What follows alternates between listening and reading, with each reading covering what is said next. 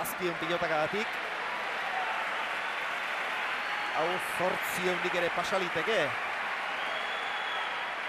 12 falta. Bole Aztitin. Atzera Ifek. Erki Merino. Erki Getxik.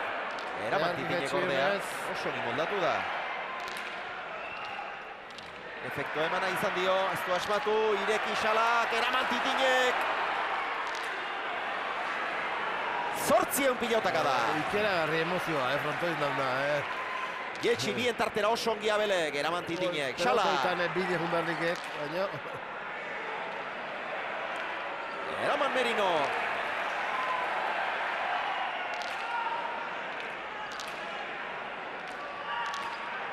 David. Ongi eman di horri ere.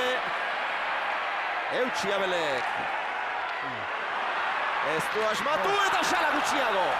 22 eta 20. Lehendabiziko puntua txapeldunentzat. 3-tik 3 galduta gauzak asko zailduko zitzaizkien. Ez oraindik ezinezko bihurtu inola ere, baina zailtxamar jartzen hasi bai eta puntu garrantzitsua eurek bat lortu dute eta Xalari eta Barriolari 3garrena lortzeko biderik ez diete eman gainera. Ikusi, frontoia nola dago. Pilotalekua zutik ikaragarria benetan. Oso gogorra izan da, baina oso polita. Bueno, polita guretzat.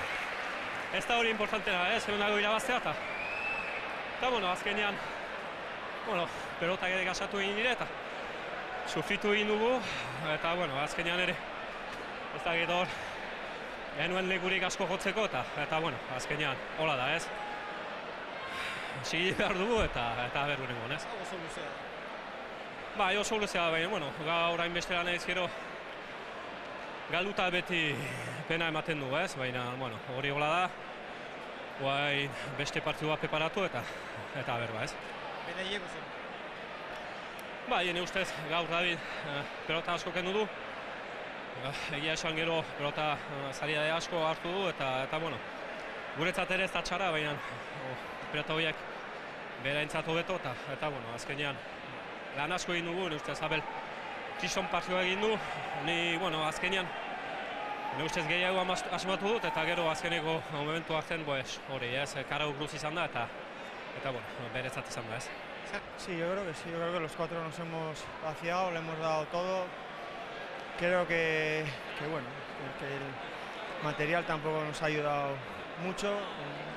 Más pelota necesitamos todos. Se está viendo que así los partidos se alargan mucho. Hemos sacado las 6 pelotas, los 4 porteros, y aún así, aunque el ritmo ha sido rápido, creo que se desgastan rápido y es difícil, ¿no?, meterle el tanto, y más si tenemos a los zagueros atrás como han jugado hoy Abel y David, ¿no? Pero bueno, en definitiva, para nosotros era un punto muy importante. Hemos luchado hasta el final.